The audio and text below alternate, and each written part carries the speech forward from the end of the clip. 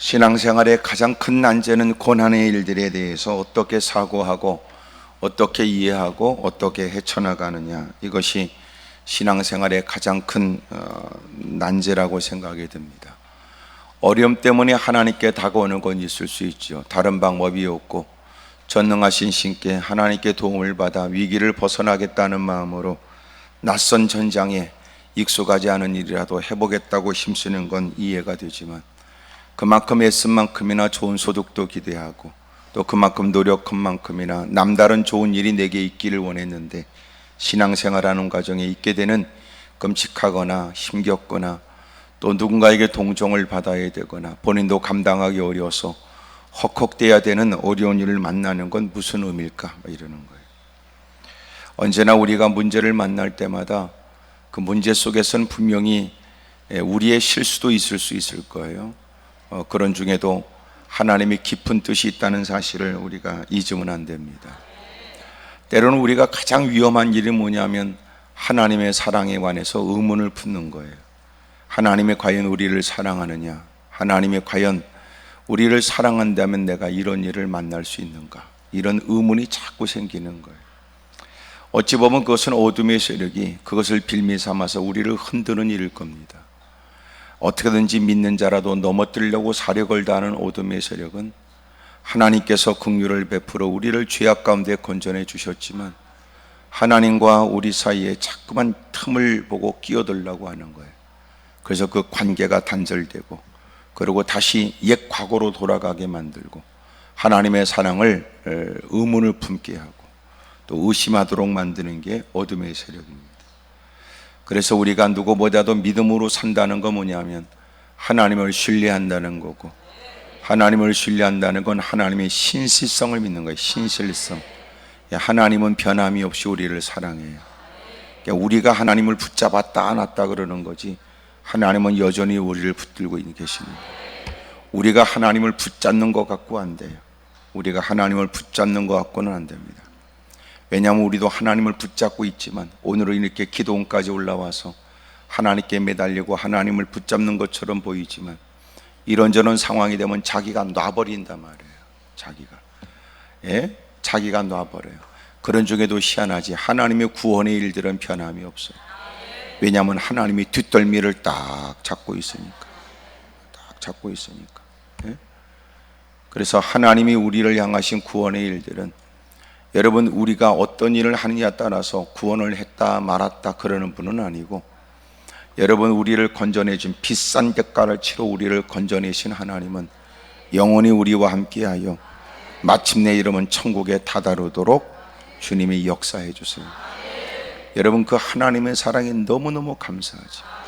신비한 하나님의 사랑, 이해될 수 없는 사랑, 말로 다 표현할 수 없는 사랑, 세상의 그 어떤 사랑과 구분된 사랑.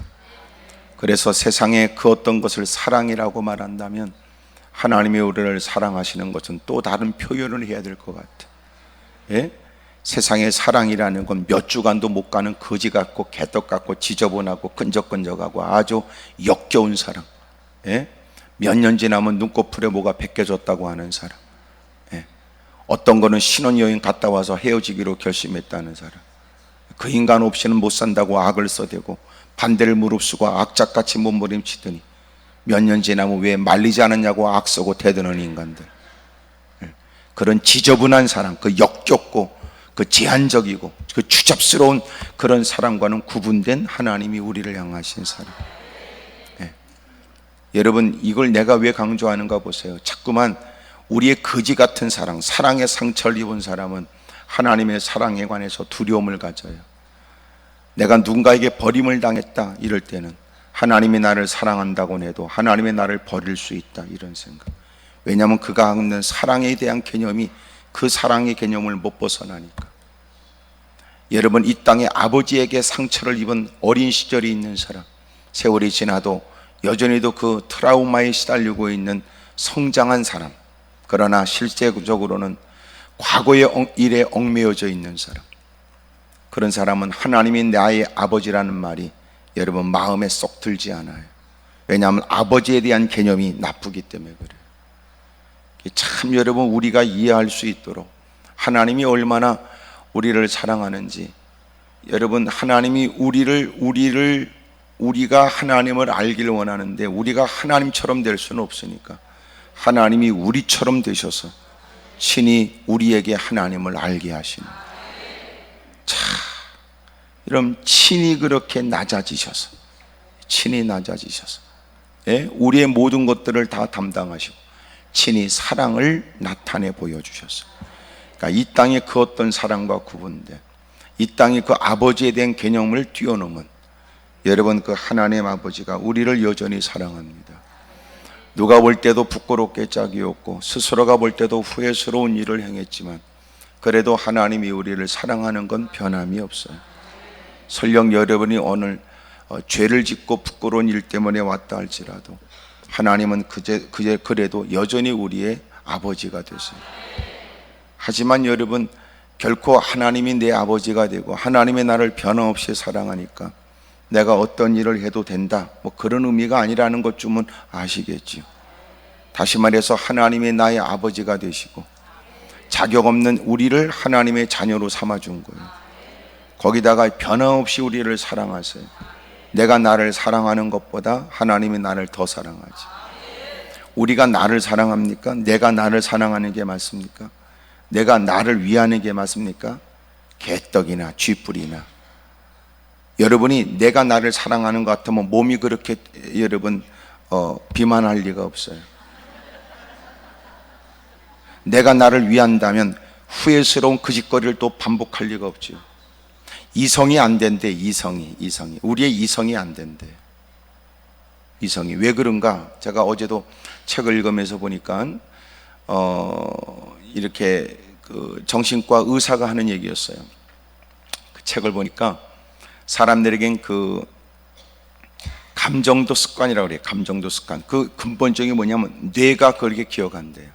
그러니까 뇌는 이성에 의해서 반응하기보다 익숙한 것에 반응한답니다. 익숙한 것에.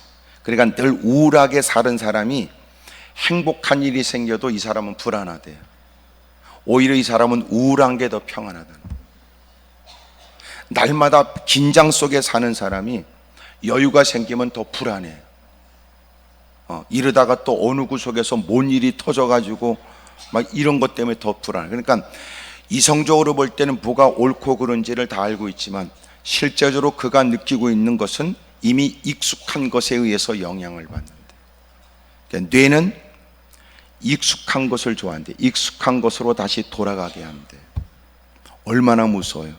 그러면서 그가 지금까지 익숙한 것으로부터 벗어나는 것은 담배를 끊는 사람에게 일어나는, 술을 끊는 사람에게 일어나는 금단 현상처럼 막 극도의 불안이나 염려가 다가온다. 그러니까 어릴 때부터 우리가 다양한 환경 속에 겪었던 아픔, 괴로움, 시련, 역경, 많은 일들이 우리에게 있을 수 있지. 그러나 그 많은 일들이 마침내 오늘 우리에게 허락되어지는 기가 막힌 자유와 행복과 기쁨의 일들을 마음껏 누리지 못하게 해요. 자꾸 과거로 돌아가게 하는 거예요. 그런 중에도 하나님이 우리를 사랑하니까 이만큼 온 거예요. 크게 아멘 하십시다.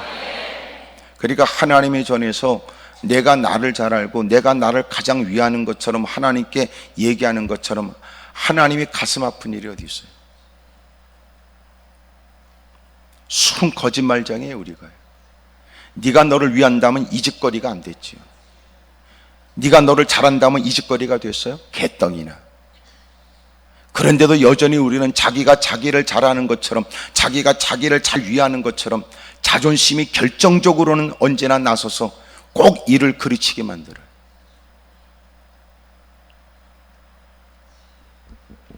하나님이 우리를 사랑하고 우리를 위하니까 이만큼 온 겁니다. 크게 아멘 하십시다. 옆에 사람하고 다 얘기하세요. 저도 사실 따져보면 잘난 구석이 하나도 없지요. 해봐요. 시작.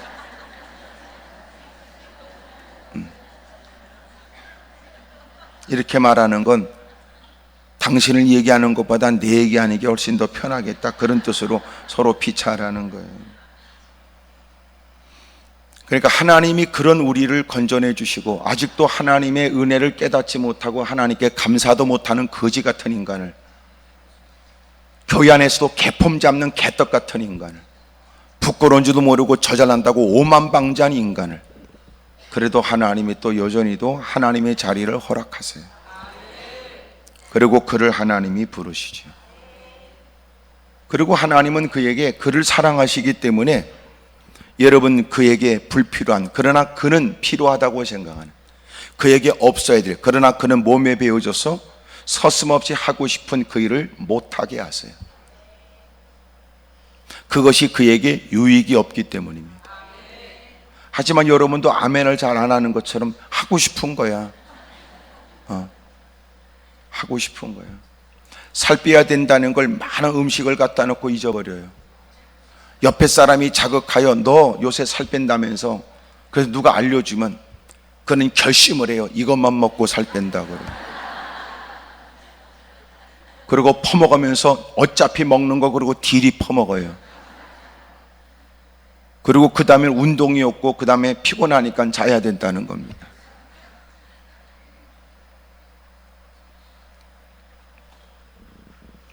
여러분, 내가 나를 위하여 순 거짓말이에요.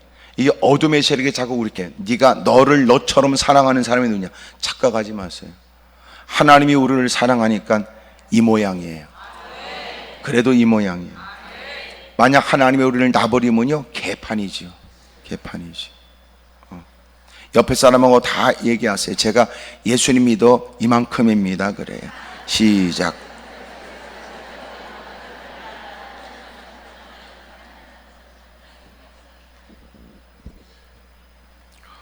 왜 하나님이 우리에게 고난을 줄까요?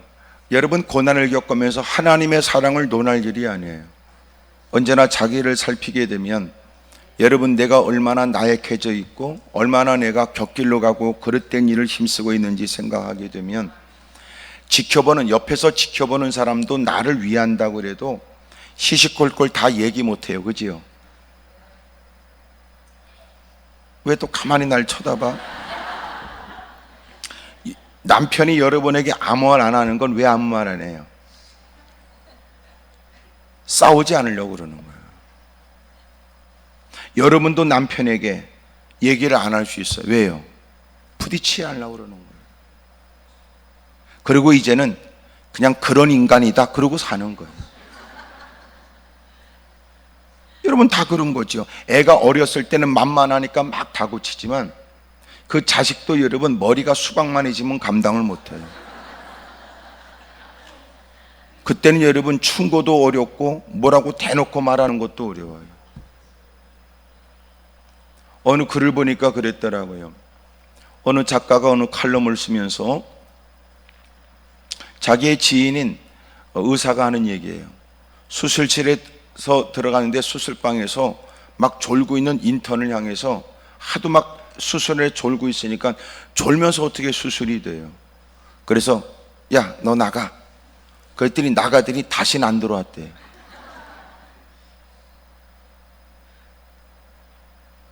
그래서 너 왜 안 들어왔어? 그러니까는 나가라고 그래서 나갔다는 거예요.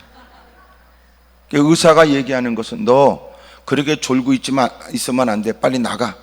나가서는 넌 좀 세수도 하고 그리고 정신 차리고 돌아와서 수술을 도우라는 뜻인데 그놈은 나가라서 나갔다는 거예요.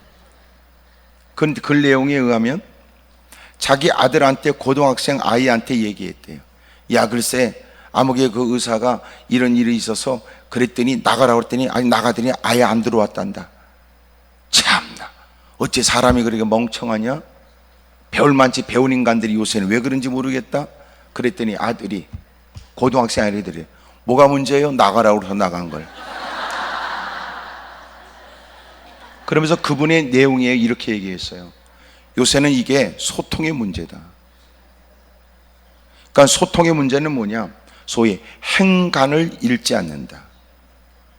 이게 그러면 사전적 의미를 보면 행간을 잃지 않는다는 것은 비유적인 뜻으로 그것은 막 그 말 속에 있는 그 의미를 사람이 읽어내지 못한다는 거예요. 야, 내가 나가라고 하는 건 너를 나가라고 그런 거냐? 너 수술방에 들어온 것은 정신을 차리고 사람의 생명을 다루는 일에 정신 차리고 수술을 놓고, 그래야 너도 앞으로 훌륭한 의사가 되지 않겠느냐. 배우려면 제대로 배워라. 너 그래가지고 되겠냐? 그러면 설령 나가라 그래도 가서 죄송합니다 그러고 막 자기 뺨을 후려쳐서라도 세수를 하고, 그리고 여러분 들어와서 열심히 하겠습니다. 뭐 이래야 여러분 그 스스로에게 발전이 있고 성장이 있을 텐데, 나가라 그래서 나갔다니 웃기잖아요. 그러니까 옛날에는 부모가 자녀한테 너 이 자식아 너 그럴 것 같으면 너 나가 저 새끼 저거 내보내 너 집 나가라. 그러면 그때는 가장 두려웠어요. 예. 바싹 이런 무릎 빌면서 잘못했다고 그러고 제발 나가라는 말만 거두어달라고 그랬는데, 요 새끼 이 새끼들은 나가라고 그러면 금방 가방 하나 싸들고 다음에 언제 뵐지 모르지만 그리고 기어나가니 말이에요. 이 세상이 이렇게 된 거예요. 그러니까 자기가 듣고 싶은 소리만 듣고 자기 나름대로 이해가 정답이라고 생각을 해요. 본래 저 사람이 무슨 말을 했는지 여러분 그것을 이해하고 깊이 생각하고 좋은 관계를 맺으려고 그러고, 여러분 이런 게 없다고요. 그러니까 너무나 우리는 하여튼 순간적으로 느끼는 그 감정에만 출신이 아주 충실해요. 그러니까 자기가 듣기에 어감이 그러면 그만두면 되고,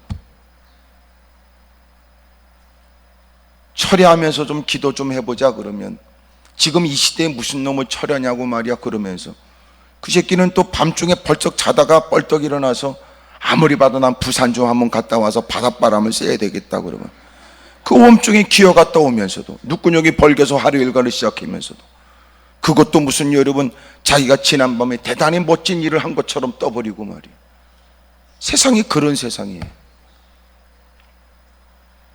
자기가 뭘 해야 될지도 모르는 듯하고, 뭔가 일이 있으면 좀 생각하고 사고하고 후회가 없도록 좀 더 진전이 있도록 더 발전이 있도록 더 좋은 관계가 되도록 더 아름다운 결과가 되도록 이런 사고를 하려고 하지 않는 게 이 시대의 모습이 아닌가 싶어요.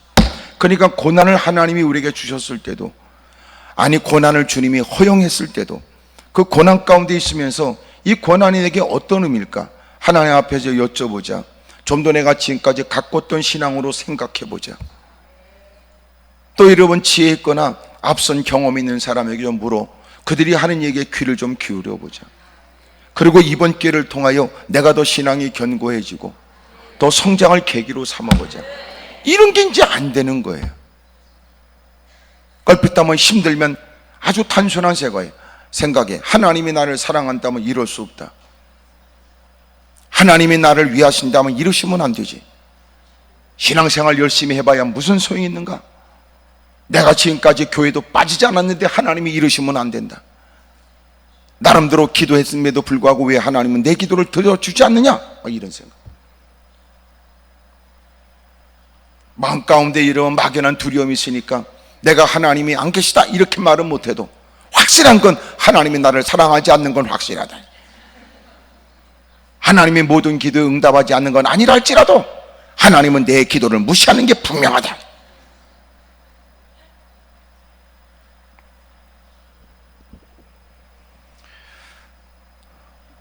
여성들이 많이 좋아하는 그 다이아몬드의 가치의 결정은 네 가지예요. 하나가 뭐냐면 그래서 사시라 그래요. 첫째가 뭐냐면 칼라입니다. 칼라 색깔이 어떠냐? 두 번째 무게입니다. 캐럿. 여러분 무게입니다. 몇 캐럿짜리냐 뭐 이러는 거. 여러분 투명도입니다. 투명도. 얼마나 투명하냐? 클래리티. 깨끗해야 됩니다. 그래서 여러분 그 다이아몬드는 조그만 거는 그냥 눈으로 봐서는 그냥 다이아몬드다 그러니까 다이아몬드라고 그러지만 벌써 여러분 전문가들은 눈구녕에 뭘 탁 끼고 그리고 한참 뚫어지게 보고 햇빛에 또 한참 보다가 그리고 가치를 얘기해요. 겉으로 볼 땐 대빵 크니까 커서도 좋은 게 아닙니다. 이미 말한 것처럼 색상도 있고 그리고 퀄리티, 여러분 흠이 없어야 된다. 그 다음에 여러분 캐럿이에요. 근데 네 번째가 뭐냐면 이게 컷이에요. 어떻게 연마하느냐, 어떻게 다듬느냐. 이건 아무나 할 수 없지요. 그 비싼 거를. 그러니까 비싼 원석을 갖고 그 원석을 어떤 모양으로 내기 위해서 어떻게 컷하느냐. 쓸모없이 잘려나가는 부분을 줄여가면서 그 큰 것을 될 수 있으면 유지해가면서 그리고 더 아름답게 이 다이아몬드를 연마할 것이냐. 이 연마 기술이 이제 기술이 보통이 아니라고 그래요.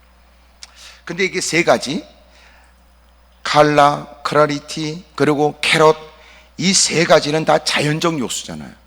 사람이 만들 수 있는 거예요. 사람이 색깔을 집어넣을 수 있는 게 아니에요. 여러분 흠의 문제도 마찬가지예요. 여러분 또 무게의 문제도 마찬가지. 이거는 다 본래 자연 그대로예요. 근데 중요한 건 이 연마는 자연적인 것이 아니라 사람에 의해서 결정해요.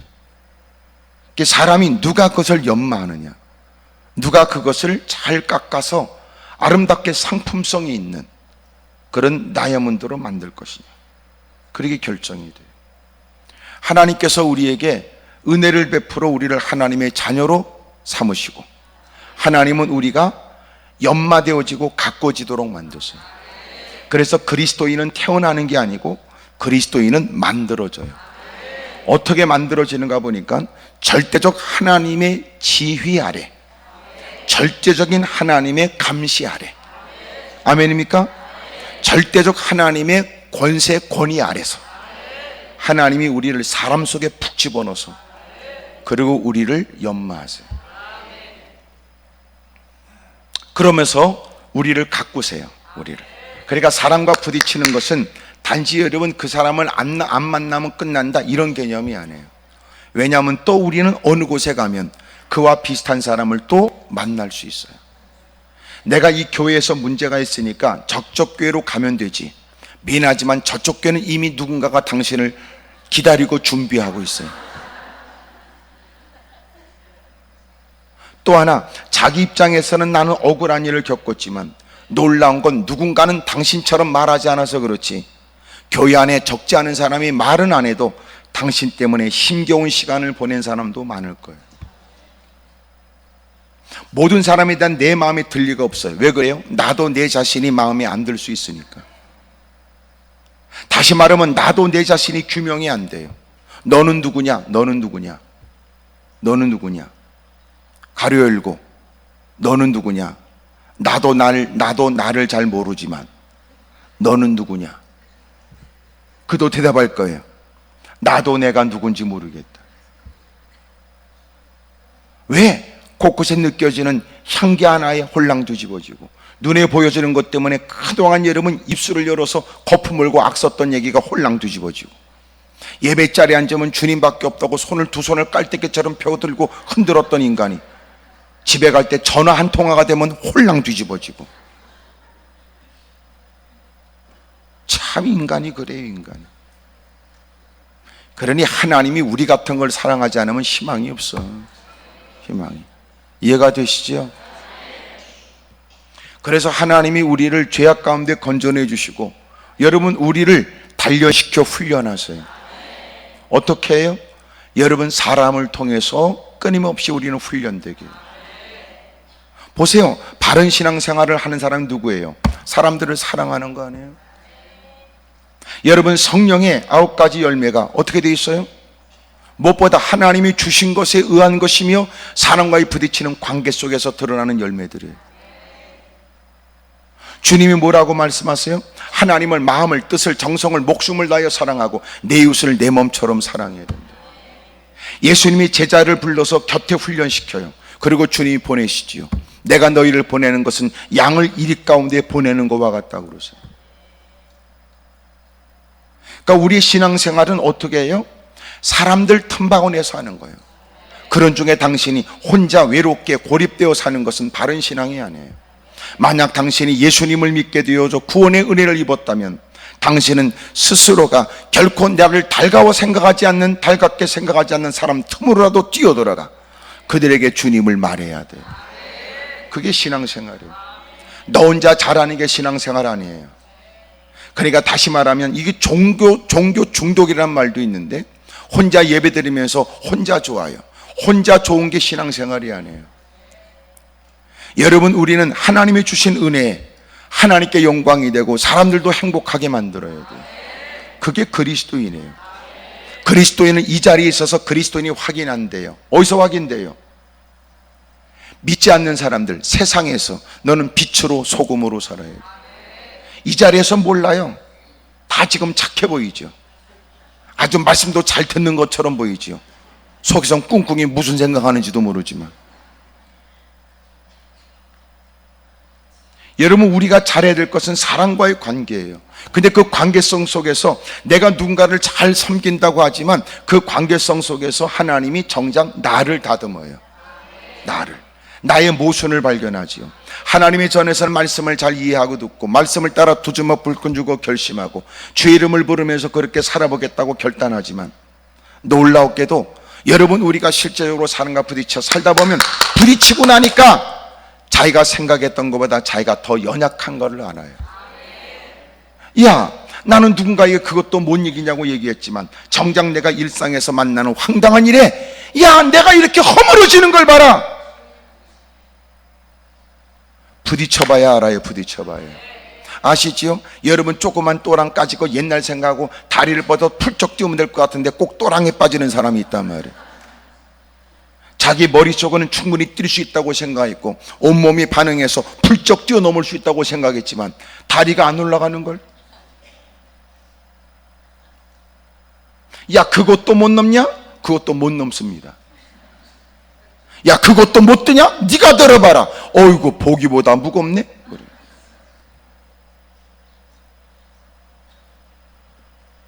실제적으로 부딪히기 전에는 모른단 말이에요. 남들이 볼 때는 그것도 못하냐고 비판했지만 자기가 실제로 부딪혀 보니까, 실제적으로 그런 일이 얽혀져 보니까, 그런 일에 여러분 이런저런 일에 어려움을 만나고 나니까 너무 아픈 거야. 너무 아픈 거야. 암 전문의로서 암 4기 판정이 되어서 자기도 여러분 그렇게 지팡이를 짚어야 되고, 또 그러면서도 자기도 항암 치료를 받는 중에 또 암 환자들을 만나서 그들을 상담하고 그들을 치료하는 일을 하는 어떤 의사가, 여러분, 자기가 암에 걸리고 나니까 비로소 암을 알겠다는데, 자기가 공부할 때만 여러분 배웠던 암하고 자기가 암에 걸리고 나니까 암이 다르다는데, 진짜 항암 치료하니까 대빵 힘들다는데, 그렇지 않을 때는 힘들 겁니다 라고는 얘기했지만 자기가 겪어보니까 힘든 거예요. 놀라운 건 자기가 암 환자가 되어져 암 환자를 만나 진료하는데 놀라운 건 그분한테는 암 환자가 많이 몰려든대요. 왜냐하면 암 환자가 다가올 때 누구보다 그들을 이해하는 거예요.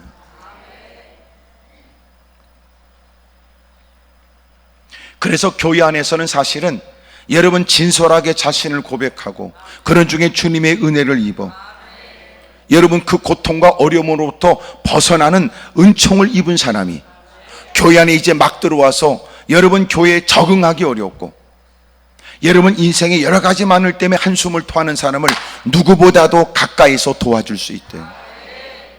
그들이 흘리는 눈물을 이해가며 그들을 위로할 수 있고 병상에 누워있는 그들을 자기의 경험 얘기하면서 여러분 그들에게 용기와 힘을 북돋을 수 있다는 거예요. 신앙생활은 뭐예요? 하나님을 잘 섬기는 거지만 전부 다 관계, 인간관계와 관련되어 있어요. 가는 곳곳마다 나 때문에 누군가가 하나님의 살아계심을 보게 해야 돼요. 여러분 내게 일어난 변화 때문에 누군가가 하나님의 살아계시다는 것을 고백하게 만들어야죠. 다시 말하면 신앙생활 한다는 건 사람과의 관계를 여러분 외면하거나 사람과 관계없이 혼자 수도원에 처박혀서 혼자 가만히 있으면 된다는 개념이 아닙니다. 오히려 주님은 그가 겪게 될 힘들고 어려운 상황을 알아 내가 너희를 보내는 것은 양을 이리 가운데 보내는 것과 같다고 그러잖아요. 여러분 시달리게 되며 조롱을 당하며 마침내는 여러분 목숨을 잃어버릴지도. 여러분 우리에게 있는 고난이 뭘 의미할까요? 하나님께서는 그 고난을 통하여 분명하고 확실한 건 구체적으로 목사님 나는 지금 이런 일이 있는데 이것은 내게 무엇입니까? 목사가 이러면 뭉퉁거려 당신에게 유익된 일이 될 것입니다 라고 말하지만 그가 되묻기를 과연 이것이 내게 어떤 유익이 있단 말입니까? 라고 흥분 속에 반문한다면 목사는 구체적으로 말하기가 어렵지. 하지만 시간이 지나 그도 흥분된 마음이 가라앉고 이런저런 이유 때문에 그 모든 일들이 다 해결이 되어지고 서서히 잊혀져 가며 그는 훗날 때가 되면 전혀 기억조차 나지 않은 일이 될지도 모르고, 만약 그가 기억해낸다면, 그리고 하나님 앞에서 다시 그 일들을 떠올리게 된다면 그 모든 것이 하나님의 은혜였다고 말하겠죠. 그것 때문에 자신이 가꾸어진 얘기, 그것 때문에 가정이 회복된 얘기, 그것 때문에 그 어떤 인간관계에 놀라운 변화가 있게 된 얘기, 그 일 때문에 여러분 자기가 오늘 이만큼 먹고 사는데 새로운 기회가 됐다는 등등의 일들로 이어질지도 몰라요. 하나님께서 우리를 다듬고 훈련하는데 사람들 틈바구니에서 우리를 다듬고 훈련합니다. 교회 생활이 쉽진 않지요. 왜 그럴까요? 교회 생활이 어려운 건 교회는 전부 다 너를 보고 오는 게 아니기 때문에 그래요. 다시 말하면 교회는 너를 위하겠다고 교회 안에 들어온 게 아니에요. 한결같이 들어온 모든 사람들은 처음에 철없을 때는 자기의 필요 때문에 다가왔다가 은혜를 받으면 오직 하나님의 영광을 위해 자신을 드리겠다는 사람이에요. 바르지 못한 당신의 비유를 마치기 위해 하나님이 기뻐하지 않은 일을 기꺼이 하겠다는 사람이 있을 리가 없지요. 그러므로 교회에 모든 사람이 다 당신의 마음에 든다는 건 이미 당신은 지금 바르지 못한 동기로 교회 생활하고 있는 거예요. 하지만 그럼에도 불구하고 아주 당신에게 예배 자리가 허용되는 건 여전히도 하나님 말씀을 들으면서 말씀 가운데 여러분의 믿음이 있기를 여러분 기다리고 있는 겁니다.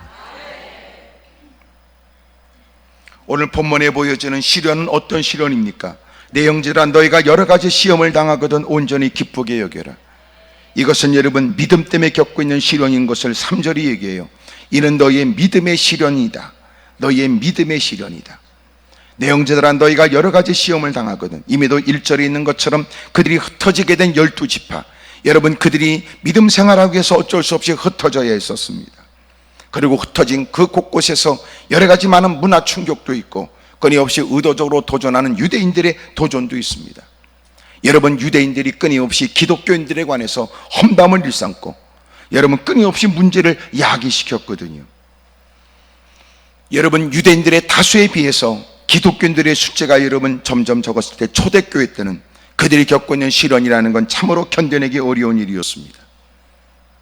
여러 가지 시험을 당하거든 온전히 기쁘게 여기라. 여러분 기독교인들이 겪게 되는 것은 유대인들로 인하여 겪게 되는 아픔만 있는 건 아니에요.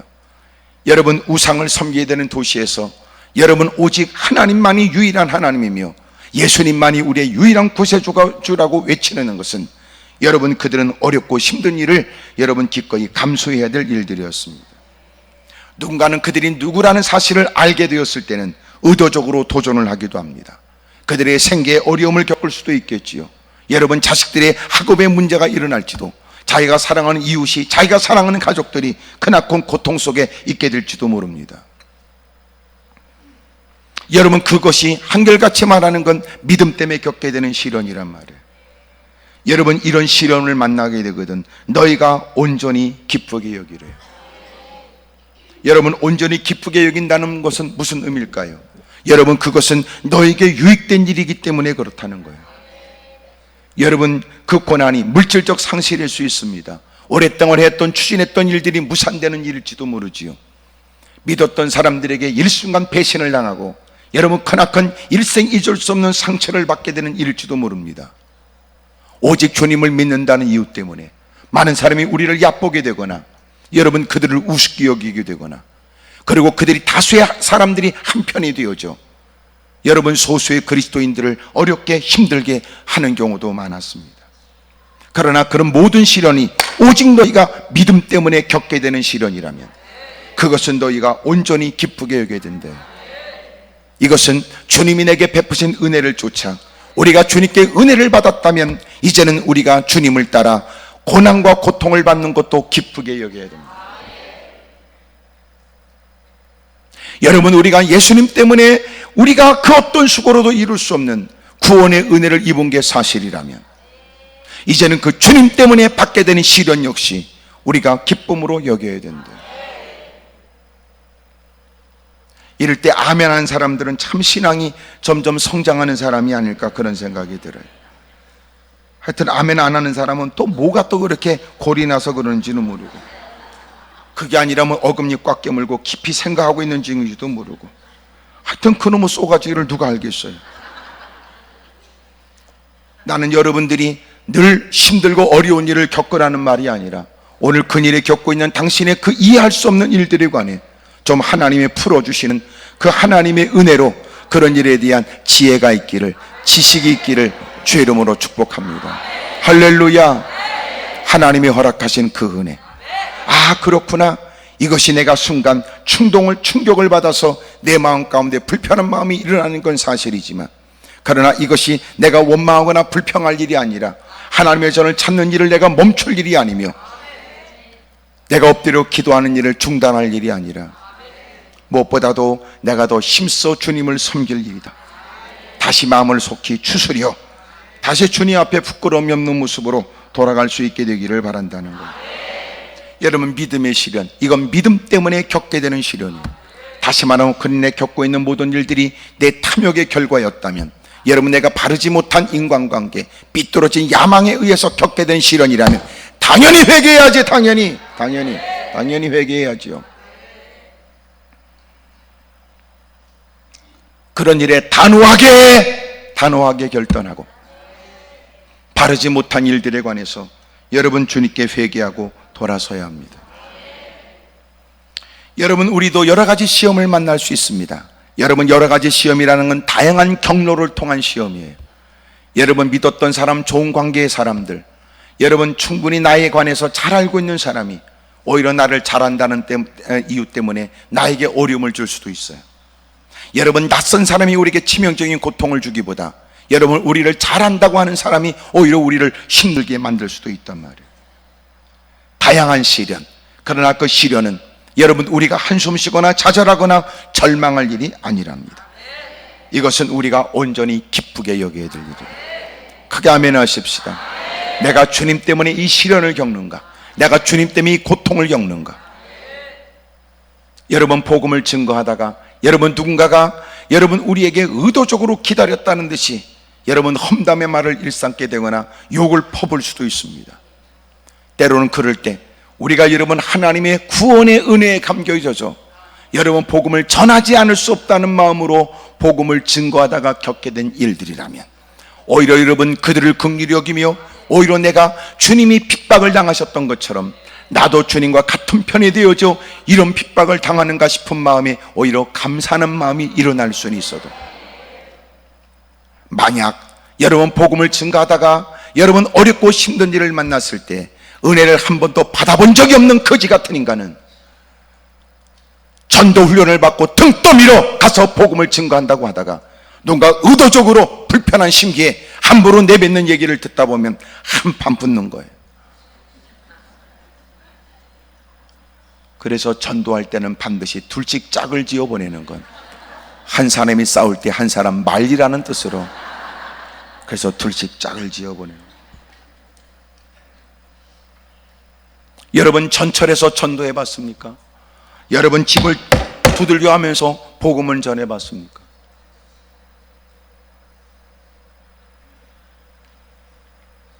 교회 안에서도 그럴 필요가 있냐? 그런 더러운 인간들도 있을 때 여러분 뜨거운 가슴으로 하나님께 받은 바 은혜에 감격이어서 뭐라도 해야 될 것 같은 마음에 사람들을 바라보면 여러분 영혼이 불쌍하게 느껴져요. 저는 산에 올라가서 계절을 넘기며 철의 시간을 보내면서 저는 하나님의 은혜를 받았어요. 근데 하나님의 은혜를 받고 그러고 나서 산에서 내려오는데 세상이 달라져 있더라고요. 모든 사람들이 다 불쌍하게 보이더라고요. 예전엔 그의 행색이 보여지거나 그가 사는 집과 그가 타고 있는 차를 봤는데, 놀라운 건 은혜를 받으니까 여러분 그들이 불쌍해 보이더라고요. 불쌍해. 여러분 복음을 증거한다고 하는 개념은 그런 거예요. 우리가 그들의 영혼을 긍휼히 여기죠. 그가 내가 갖지 못한 백을 들고, 그들은 내가 입지 못하는 또한 옷을 입거나 내가 타고 다니지 못하는 좋은 차를 타고 다니지만 정작 우리에게는 그들이 불쌍한 거예요. 그들이 우리에게 유난스럽게 자신의 행색을 자랑하려고 하지만 우리는 오히려 그를 측은히 여기며 여봐요, 당신 예수님 믿어야 됩니다. 당신 예수님 믿어야 살아. 가슴 아프죠? 예? 여러분, 그래야 전도가 되지. 그래야. 옆에 사람 다 물어봐요. 그쪽은 요새 전도 같은 거 해보세요? 물어봐요. 시작. 그렇지. 전도도 안 해봤으니까 이렇게 전혀 이해하지 못하는데 나를 쳐다보지. 그래도 이 가운데 나름대로 전도하려고 애쓰는 분도 있을 거예요. 전도하세요. 전도하지 못하는 이유, 그 사람의 험상궂은 얼굴, 범죄형 비슷하게 생긴 그 사람의 낯빛 때문에 그러는 거 아니에요. 여러분, 전도는 그 사람이 누구냐가 아니에요. 여러분, 전도해야 될 이유가 먼저 내게 중요해요. 은혜를 받아 가슴이 뜨거우면 누군가한테라도 얘기하고 싶어요. 여러분, 임금능 귀는 당나귀 귀라고 갈 때 가서라도 소리를 질러야 될 만큼 남들이 알지 못한 비밀된 하나님의 은혜, 하나님으로 시작된 선한 역사, 부정할 수 없는 하나님의 은혜를 경험한 게 사실이라면 알지 못하는 사람에게 가서 전하지 않으면 안 될 것 같으면, 기도를 나와 어떤 분이 은혜를 받았어요. 여러분, 할 말도 없이 아주 여러분 조용한 그런 여성이었는데 놀라운 그 자매님이 은혜를 받고 나니까 여러분, 가는 곳곳마다 서슴없이 전도가 되더래요. 서슴없이.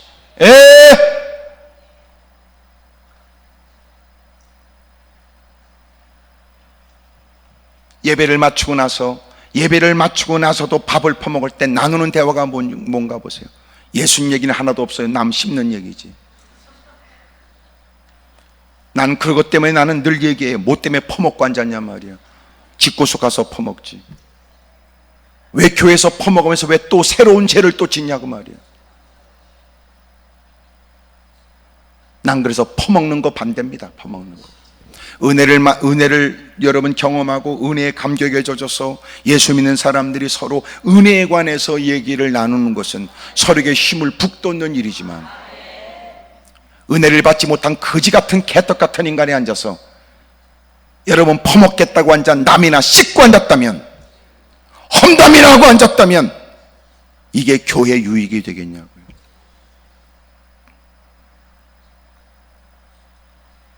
과거에는 여러분 그렇게 퍼먹겠다고 했던 것은 적어도 다른 의미가 아니라 은혜 안에서 다 여러분 예배를 드리고 기쁨으로 막 여러분 주체할 수 없는 기쁨이 넘칠 때는 헤어지는 게 어려워. 막 너무너무 좋아서 은혜 받았다고 그러는 중에 우리가 소찬이지만 우리가 밥을 먹자고, 이런 교제가 돼야 되는데 지금은 은혜는 쥐뿔도 없는 인간이 밥은 꼭 두 그릇씩 퍼먹고 가겠다는 게, 그러고는 앉아가지고는 헛소리만 하다가, 그리고 겨우 교회 와서는 은혜는 없는 게 점심 1시간 때운 거냐 그게. 집에 가서 밥 차릴 필요 없이 점심 1시간 그냥 때워버린 거냐 그게.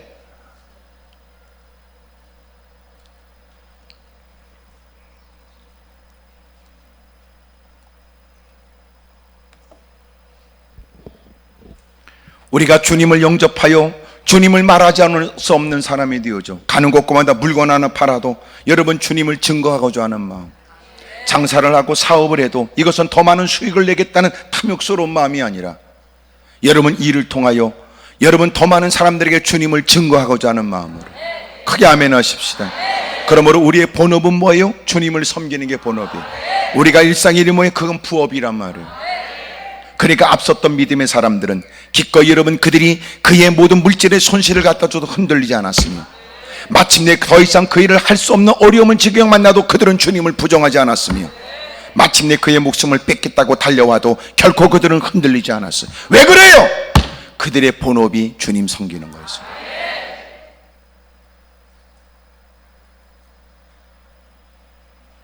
그들이 하고 있는 모든 일은 부업에 불과합니다. 그 일을 해서 돈을 많이 번다 할지라도 그것이 신앙생활에 바르지 않다면 나는 싫다. 더 좋은 여러분 많은 연봉이 있는 스카우트 재원이 들어와도 내가 더 하나님을 잘 섬기겠다는 마음으로 시작한 일, 아무리 봐도 덕이 되지 않거나 하나님께 영광이 될 것 같지 않으면 나는 거절한다. 사람들은 돌아서 얘기하겠죠. 내가 자기를 위한 일에 내가 너를 위해서 하는 얘기였어 라고 그들은 마음 가운데 서운한 마음을 갖지만, 그러나 우리는 미안하다 하면서도 우리는 그것이 내게는 마땅한 일로 여겨져야 돼요. 왜냐하면 너는 잘 모르지. 너는 내 물질이 더 많아지길 원하는 마음뿐이었겠지만, 모든 사람이 갖고 있는 사고의 가치관 다를 바 없는 모습으로 너는 나를 대했지만, 내게서 가장 중요한 건 내가 직장 생활하는 건, 내가 사업하는 건, 내가 그 어떤 일을 힘쓰고 애쓰는 건 내게 은혜 주신 내 안에 살아계신 주의 영광을 위한 것이었습니다. 크게 아멘 하십시다. 여러분, 아내가 남편에게 건네기를, 여보, 나는 당신이 돈을 많이 벌길 원해. 그러나 나는 당신이 돈 벌기 위해서 주님을 떠나게 된다면 나는 당신에 관해서 가장 수치스럽게 여길 거야. 당신은 돈을 많이 벌지 못해도 괜찮아.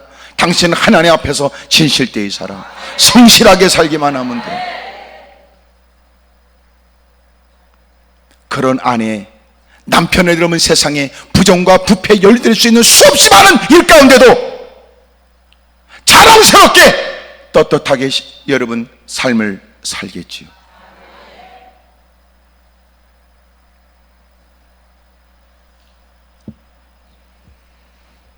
나는 어떤 분이 했던 얘기가 저에게는 간혹 귀에 들려지는 것 같습니다. 그분은 운전을 하셨습니다.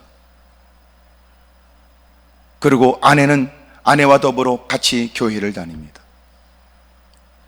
그분이 저에게 오셔서 긴 한숨을 토하며 죽고 싶다고 얘기했습니다. 이유를 물었습니다. 같이 교회를 출석하는 집사인 자기 아내는 돈밖에 모른다는 거예요. 사람들에게 서슴없이 돈 쓰는 걸 즐겨하고, 그리고는 자기한테는 왜 돈을 적게 벌어왔냐고 날마다 다구쳤어.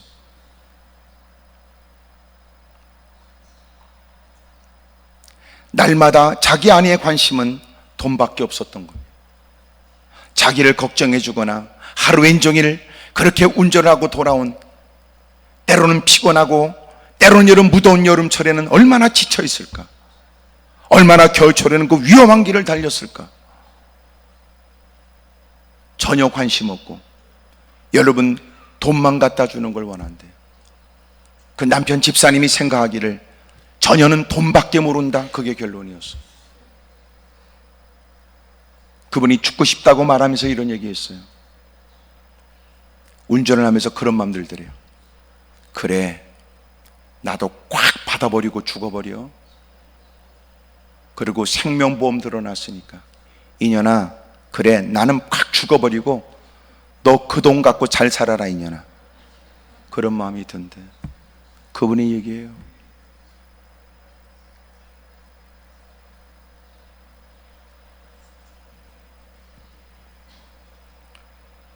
참 비참하지요. 아내 된 여러분이요, 여러분 남편을 향해서 그렇게 말해 주십시오. 자녀들을 향해서 그렇게 말해 주십시오. 나도 평안한 거 알고, 나도 더 달콤한 거 알며, 나도 더 부드러운 게 좋은 건 안다. 하지만 그러나 남편 당신은 무엇보다도 내가 원하는 걸 다 못 갖다 주는 것 때문에 힘들어하지 마시오.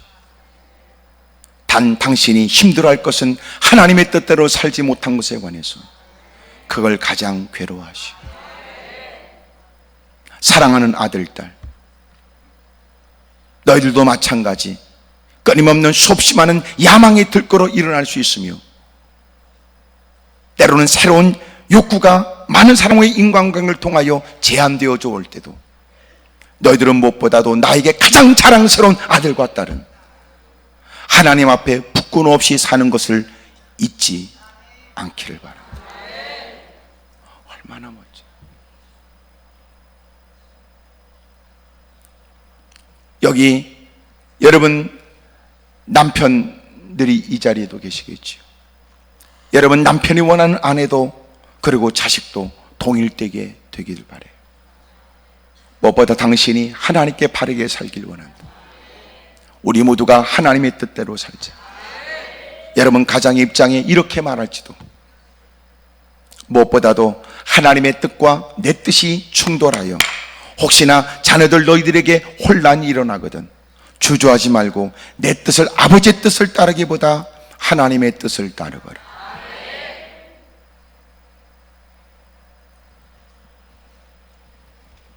우리가 다양한 시련과 역경을 우리는 만날 수 있어요. 여러분, 주님을 섬기기 때문에 생각지 못한 일을 우리는 만날 수 있죠. 그때 온전히 기쁘게 여겨야 됩니다. 하나님, 내가 하나님 때문에 겪게 되는 시련을 감사합니다. 내가 주님 때문에 겪게 되는 이 수치를 감사합니다. 내가 업무에 실수를 해서 겪게 되는 것은 내가 고쳐야 될 부분이고, 그것은 통탄히 여기며 내가 노력해서 더 배워야 되고 더 훈련돼야 되거나 내가 더 습득해야 되는 숙달될 일이었겠지만, 그러나 다른 것이 아니라 내가 오직 예수님을 믿는 것 때문에 받게 되는 시련, 역경, 고난은 모든 사람이 겪게 될 일들이 아니니까. 여러분, 겉으로 볼 때는, 겉으로 표현되어지는 것은 그가 겪는 고통과 고난, 시련의 일들이 겉으로 볼 땐 다 비슷한 현상처럼 보여질지 모르지만, 그러나 그 일을 왜 겪었냐? 그거는 각각 다르지. 에이즈, 후천성 면역 결핍증이라고 하는 것은, 여러분, 때로는 피를 잘못 수혈받게 되면 그 병에 걸릴 수도 있고, 어떤 사람은 여러분 바르지 못한 문란한 성생활을 함으로 인하여 성경적인 성생활을 하지 않았기 때문에 겪게 되는 질병이기도 하단 말이에요. 다투의 일로 엎드려 간절히 기도하지만, 그러나 그것이 왜 그 정도가 그 지경이 됐는지는 하나님 앞에 살필 일이요, 만약 그것이 믿음의 시련이라면 그것은 기쁘게 여길 일이라. 하나님, 아직도 아물지 않는 상처를 갖고 왔고 아직도 힘들고 어려운 처지에 하나님께 다가와 무릎을 꿇었지만, 오직 하나님의 영광을 위해 살아보겠다고 몸부림치는 중 겪게 된 시련, 여러분, 그의 마음 가운데는 뿌듯한 마음이 생겨요. 지난날 멀쩡하게 멋진 모습으로 다가와 예배를 드린다고 허세가 있었고 위선이 가득했지만, 오늘은 여러분 믿음을 지키기 위해서 뺏겨야 했고 잃어버려야 했던 처지, 설령 남루한 복장을 입고 하나님 전에 다가왔다 할지라도 그의 마음에는 하나님의 뜻대로 살다가, 하나님의 영광을 위해 살다가 겪게 된 그 일로 인하여, 그리고 믿음을 지키기 위해서 피할 수 없던 일들을 때문에 하나님께 감사하는 거예요.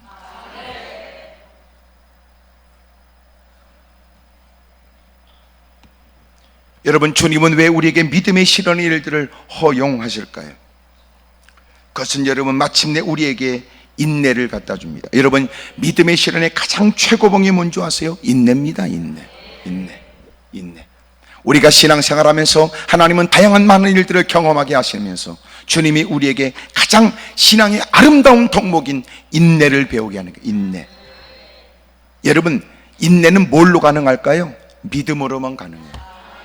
여러분, 그래도 주님이 오셔, 그래도 주님이 오시지, 그래도 주님이 되게 하셔, 그래도 주님이 되게 하신다, 주님이 되게 하신다니까 될 거야. 주님이 마침내 역사에 숨을 거둬가면서도 그래도 주님이 되게 하신다. 창세기 12장에 아브라함에게 약속했던 여러분 하나님의 그 축복의 약속이 여러분 대를 이어서 가면서 드디어 여러분 그때가 여러분 모세 시대가 끝나고 여호수아에 의해서 가나안 땅으로 들어가요.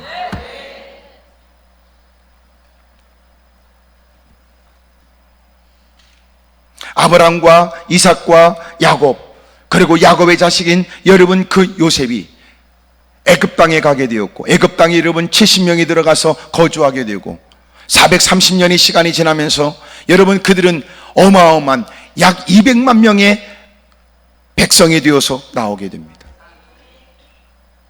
그때 요셉이 죽으면서 결코 내 시신을, 내 해골을 이곳에 두지 말거라, 하나님의 약속하신 땅으로 내 해골을 가지고 가라. 요셉 역시 그들은 계속 아브라함 때부터 하나님이 하셨던 약속을 믿었던 거예요. 믿음은 뭡니까? 믿음의 가장 최고의 덕목은 인내입니다. 인내. 주님이 오시는 날들이 더딘 것 같아도 여전히 주님께 시선을 두고 믿음의 인내를 하는 거예요.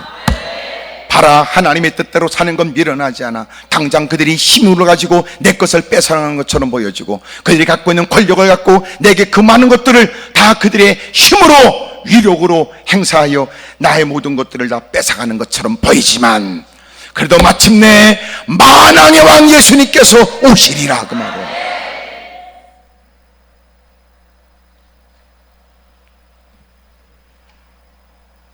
여러분, 믿음의 실현의 목적은 어디 있어요? 우리에게 인내를 만들어내는 거예요. 인내를 끝까지 지켜내는 거예요. 여러분, 능력이 뭐예요? 능력이. 우리는 대부분 능력을 말할 때마다 나를 힘들게 하는 어떤 인간의 목을 조를 생각을 하겠죠.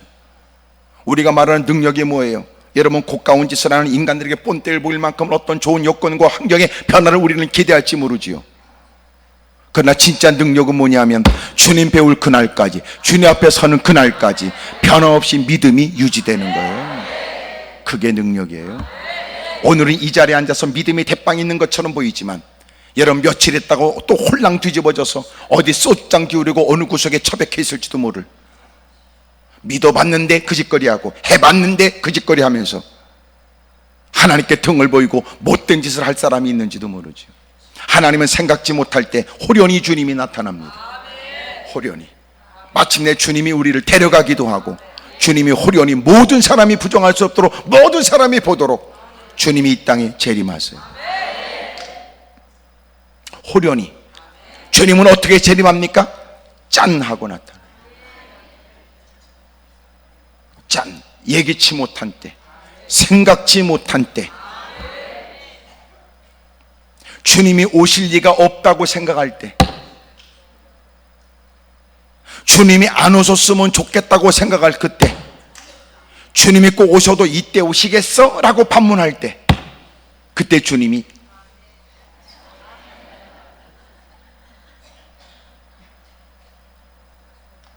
그러므로 주님을 부끄럼 없이 만나는 방법이 뭐예요? 날마다 깨어있는 거지.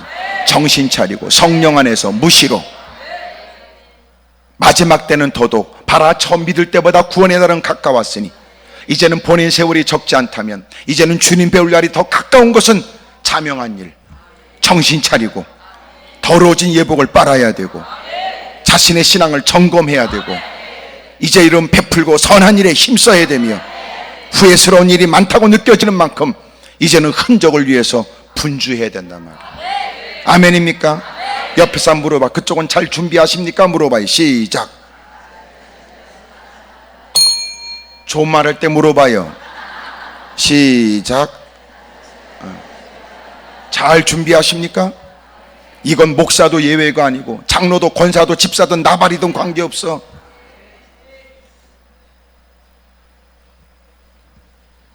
알래스카 땅이 얼마 전에 31도였다니 말이 됩니까? 알래스카 땅의 이름은 31도로 했던 31도. 에?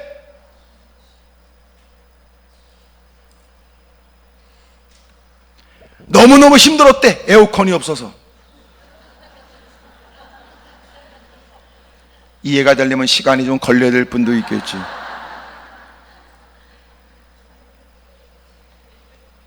주님이 오실 날이 가까운 거예요.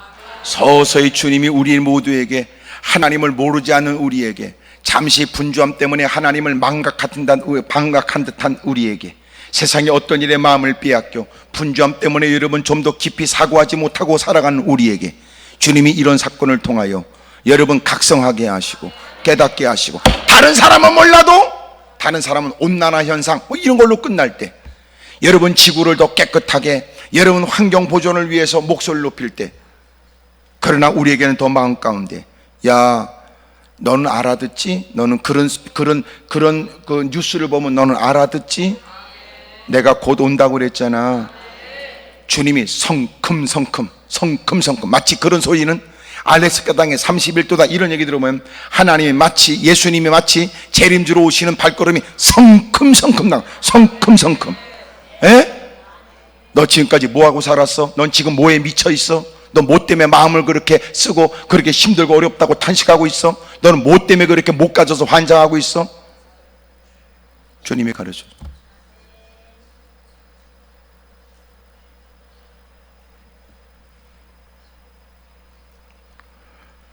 여러분, 믿음의 최고의 덕목이 뭐냐면 인내입니다. 인내.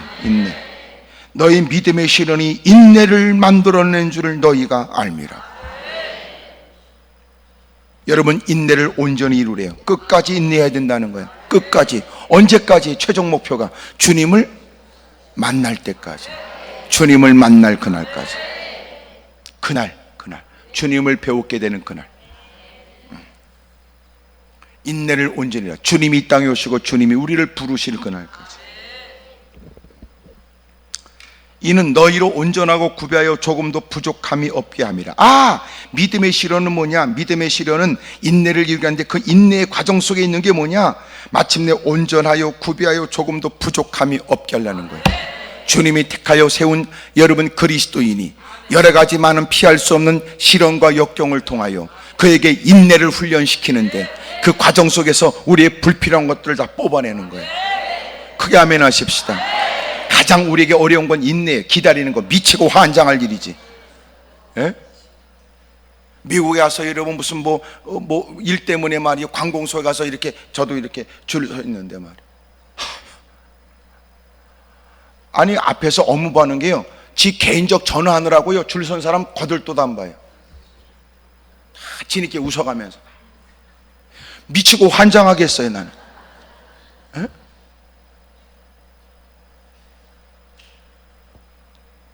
근데 그분들은요 나처럼 조급한 마음이 없어. 왜냐하면 그 인간들도 그러고 사는 거야. 다 똑같이.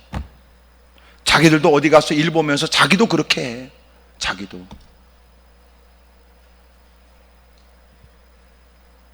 드디어 이제 한참 기다렸어요. 그랬더니 광고가 나왔어.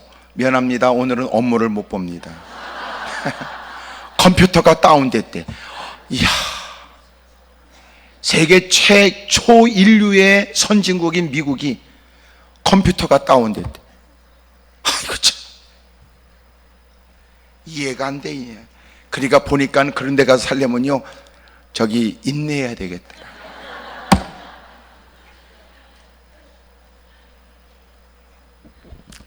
한국이 좀 경쟁력이 있는 게 뭐냐면 후딱 아닙니까? 후딱. 그래서 곳곳에 가면 여러분 한국 사람의 말은 다른 건 몰라도 빨리빨리는 다 알아요. 빨리빨리는 다 알아. 한번 여러분 어디 동남아 일 때문에 선교일 때문에 가서 차를 탔더니 그 현지인이 그러더라고요. 벌써 알아요. 빨리빨리. 걔네들도 벌써 빨리빨리 이 말을 의문문과 긍정문을 아는 거지. 예. 빨리빨리 그러니까 빨리빨리 지가 묻는 겁니다. 빨리빨리.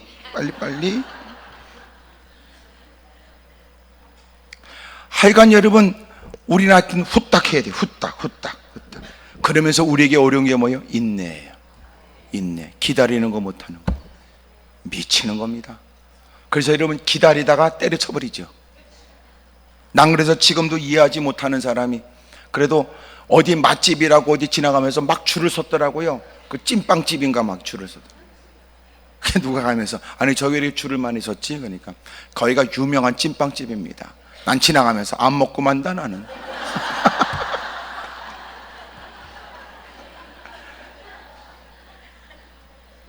하여튼 기다리는 거 난 미치게 싫어요. 한번 여러분 줄 어디 가서 어쩔 수 없이 다 이제 줄 섰는데 말이에요, 줄이 안 줄어들어. 나는 궁금했어요. 어떤 놈이 낀 것 같더라고. 자꾸 모가지에서 또 확인하.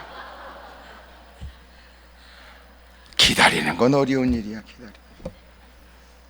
근데 여러분 주님이 오시는 그날까지 우리는 기다려야 된대. 믿음의 시련을 통하여 주님이 우리에게 인내를 배우게 해요. 그 인내를 통하여 그의 믿음의 진위 여부가 확인되는 거예요. 잘 이해가 되죠? 예? 춘향이 예? 춘향이 기다려. 누굴 기다려? 이몽룡이를 기다려. 칼을 쓰고도 수총을 들라는데 수총을 못 들겠대. 기다려. 드디어 만나잖아. 암행어 젖줄 띄어그러고. 못 들어봤어요? 기다려.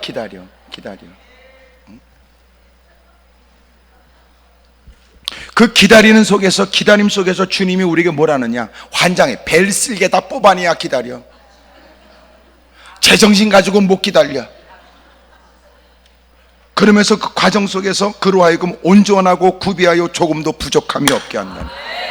그 과정 속에 인내하며 그날까지 기다리는 그 시간에 여러분 우리가 펴서 가장 근접해 있는 우리의 이웃들이 나와 다르다는 이유로 소위 이런 거예요. 믿지 않는 사람들이 그렇게까지 믿을 거 없다고 얘기할 수 있으며, 교회를 출입해도 신앙이 거지 같은 인간이 집사님 꼭 그렇게까지 할 거 없다고, 그런 사람도 있으니 끝까지 주의 말씀대로 살아야 된다는 것은 유난스럽게 보여지는 세상이고, 난 그래도 하나님의 뜻대로 살아야 돼! 라고 하는 것이 이제는 다수의 사람들에 의해서 미련한 인생이 되어져 가고 있는 세상. 근데 주님이 그 많은 사람과의 관계 속에서 우리를 다듬는 거예요. 너 진짜야? 넌 누굴 믿는데? 너는 주님이 오실 줄로 믿어? 정말 주님을 믿는 거야? 그리고 우리에게 묻는 것 같다. 마치 그렇게 우리를 자극하는 건 우리가 대답해야 될 대답을 준비하고 살아야 된다는 거예요. 나는 그래도 믿습니다. 나는 주님이 살아계심을, 주님이 곧 오실 것을. 결코 주님은 밤낮 부르짖는 택하신 자들의 기도를 외면하지 아니하시고 속히 오실 것을 나는 믿습니다. 그 과정 속에 인내하면서 수없이 많은 사람이 우리에게 어려움을 갖다 줄 때 우리는 기꺼이 그것도 포기하고 양보해 가면서, 다 양보해 가면서 기꺼이 기다린다.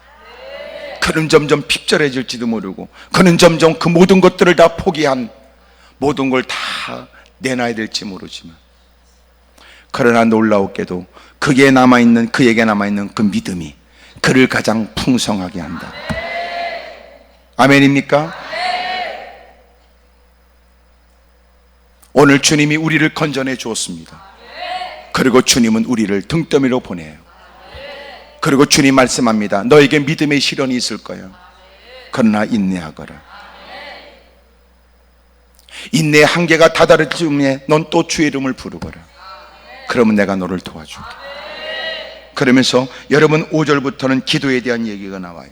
너희 중에 누구든지 지혜가 부족하거든 모든 사람에게 후히 주시고 꾸짖지 아니하시는 하나님께 구하라. 그리하면 주시리라. 오직 믿음으로 구하고 조금도 의심하지 말라. 의심하는 자는 마치 바람에 밀려 요동하는 바닷물결 같으니 이런 사람은 무엇이든지 주께 얻기를 생각하지 말라. 두 마음을 품어 모든 일에 정함이 없는지로다. 여러분, 인내하는 과정에 우리는 여러분 참아내기 어려운 고비고비가 다가와요. 넘어서야 될 문턱이 다가와요. 극복하기 쉽지 않은 여러분 인생의 난제가 우리에게 다가와요. 이것이 나의 한계인가 느껴질 만큼 어려운 일을 만날 수도 있어요. 그럴 때 하나님께서 우리에게 말씀하시기를 너는 끝까지 인내해야 된다. 넌 믿음의 시련을 극복하거라. 그러나 너는 잊지 말거라. 내가 너한테 얘기하지 않느냐? 너는 환난 날에 나를 부르거라. 너는 힘들고 어렵거든 내 이름을 부르거라. 내가 크고 비밀된 일을 알게 하고 그 위기를 벗어날 수 있도록 은혜를 베풀며 어떤 세상의 간교함도 그를 이기지 못하도록, 너를 이기지 못하도록 지혜도 주시겠다는 거예요. 크게 아멘 하십시다. 여러분, 믿음이 시작이 믿음이었던 것처럼 끝까지 인내하기 위해서 조금도 부족함이 없도록 가꿔지는 일상의 삶에 인정사정 보지 않고 다가오는 하이에나같이 덤벼드는 우는 사자처럼 두루다니는 원수막에 도전하고 너는 내게 부르짖 거라. 믿음으로 살며 믿음으로 극복하며 또 믿음으로 기도하는 너의 기도에 하나님은 그에게 지혜를 주신대요. 지혜를. 믿음을 지키면서도 어떻게 그 위기를 극복해야 되는지, 어떻게 신앙을 유지하면서 어떻게 헤쳐나가야 될지, 어떤 것이 후회함이 없는 결정이 될지 주님이 도와주신다. 사랑하는 여러분, 우리 끝까지 이기십시다. 끝까지. 그래서 오늘도 우리에게 있는 수없이 많은 사랑과의 부딪힘, 여러분 그렇게 한번 이겨내면 또 예기치 못한 경로를 통해 다가오는 도전도 우리는 이겨낼 수 있답니다. 아멘입니까? 오늘 예배를 마친 다음에 꼭 여러분 시답지 않은 인간이 당신을 건들지도 몰라요. 한 번은 예배를 끝났는데 두 옆에 내가 대빵 싸웠습니다. 사무실까지 들려질 만큼 고성으로 막 여자들이 무섭잖아요. 막 악을 쓰고 싸우는데 말이에요. 무사람들을 여러분 봐도 전혀 아랑곳하지 않고 막 무지무지 싸웠어요. 내가 가서 개입했습니다. 왜 그러냐고. 글쎄 저 옆에 내가 자기를 뚫어지게 봤다는 거예요. 근데 내 뚫어지게 봤다고 여러분 오해를 받는 그 옆에 내가 얘기하기를 내가 언제 봤냐고 그러고 팍 싸는 거예요. 그래서 내가 종종 하는 얘기지만 언제나 교회 등록시킬 때는요, 신경정신과를 거쳐서 이렇게 들어오도록 해야 될 것 같아요. 저건 정상적 사고가 아니다. 아니, 우리처럼 정상적 사고는 누가 나를 쳐다보면, 아, 저분이 자기가 알고 있는 누구하고 내가 비슷하게 생겼나 보다, 이렇게 생각하면 돼요. 또 하나 더 발전적이고 더 건강상 좋은 긍정적 사고는, 그래 나도 한 인물 하지, 이러면 될걸. 왜 쳐다봐요? 언제 쳐다봤어요? 아까 뚜레지 쳐다봤잖아요. 그런 인간들은 대부분 자격지심, 열등의식, 그것 때문에 그래. 전혀 이러면 일어날 싸움이 아니고 일어날 다툼이 아닌데도 목소리를 높이고 이러면 낯선 사람들, 그 많은 사람들이 다 이제 막 나갈 때입니다. 다 이제 예배 마치고 다 나갈 때. 그런 걸 보면요, 기도를 좀 오래 해야 될 것 같더라고요. 예? 기도를 오래 해야 돼, 오래. 하여튼 교회가 가장 조용할 때가 언제냐면 예배 드릴 때가 가장 조용해요. 앞만 쳐다보고, 전부 다 한결같이 앞만 쳐다보고 있을 땐 가장 조용해요. 근데 예배 마치고 서로가 쳐다보기 시작하면 그때부터 싸우는 거예요. 그러니까 예배를 오래 드려야 되겠어. 그러니까 예배 드릴 때는 대단히 이런 믿음을 갖고 신앙이 좋은 것처럼 보여졌다가 예배를 마치고 난 다음에 서로가 더불어 힘써야 되고, 서로가 손잡고 하나님의 거룩한 일에 힘쓰고 애써야 될 순간이 되면 자꾸 다투는 거예요. 그게 뭐예요? 신앙이 부실하다는 증거예요. 신앙생활 잘한다는 건 뭐예요? 여러분 사랑과 관계도 잘하는 거예요. 크게 아멘 하십시다. 그거 잘하는 거예요. 사람이 따뜻한 여러분 얼굴 하면 사람들이 싫어하지 않아요. 여러분 말 한마디에 상대방을 존중히 여기는 말투가 있고 추임새를 넣어도, 아 그랬어요? 그랬겠네요. 아이고 어떡하셨어요? 이런 얘기만 해도 다 인기를 얻어요.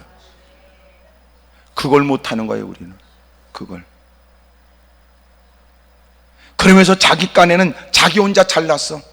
그리고 자기가 기준에 전부 다 사람 죽일 놈이고 죽일 년이야. 그리고 결국은 혼자 고상한 것처럼 예배 딱 끝나고 사람 인간 안 만들고 홀랑 집으로 가면 그게 끝이라고 생각해. 그렇지 않아요. 신앙생활을 잘하고 은혜 받았다는 증거는 인간관계가 달라지는 걸 의미해요. 크게 아멘 하십시다. 여러 가지 시험 속에서 주님은 우리의 불필요한 것들을 제거해요. 사람을 만나다 보니까 이전보다 더 양보해야 될 자신을 느끼게 되죠. 사람을 만나다 보니까, 아 저런 분도 내가 수용해야 되겠구나 라고 하는 걸 배워요.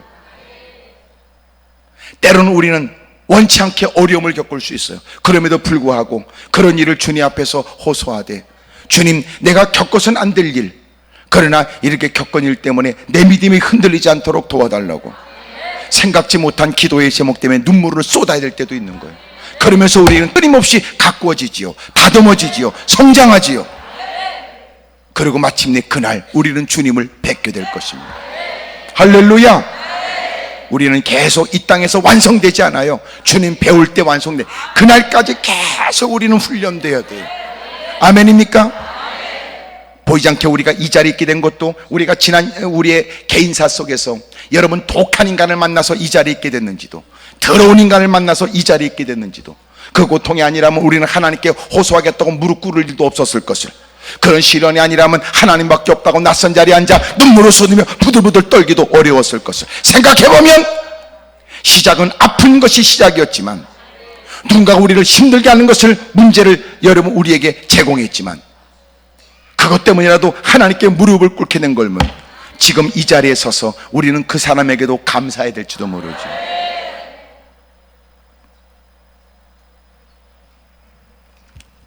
사랑하는 여러분, 믿음의 시련, 이것은 믿음의 사람이라면 끊임없이 어둠의 세력이 통치하고 끊임없이 어둠의 세력이 곳곳에서 우리를 삼키려고 눈을 부릅뜨고 있는 세상에, 우리는 끊임없이 믿음의 시련은 누구도 피할 수 없는 일일 거예요. 이긴 것처럼 또 이기십시오. 또 승리하십시오. 그러나 여러분 지금까지 그 파란만장한 인생을 살았으니 이제는 인생의 경험에 어떤 일을 만나도 자신 있다고 말할 수가 없단 말이에요. 오늘도 만나는 일은 여전히 황당하고 여전히 겪게 되는 시련은 지금까지 겪지 못한 수치심을 느낄 만한 일이 될지도 몰라요. 하나님, 제게 지혜를 주십시오. 제게 힘을 주십시오. 그리고 승리할 수 있기를 주의 이름으로 축복합니다. 크게 아멘 하십시오. 기도하겠습니다. 무릎을 꿇고 두 손을 가슴에 얹죠. 내 모습 이대로 주봐도 없소서, 주봐도 없소서. 날 위해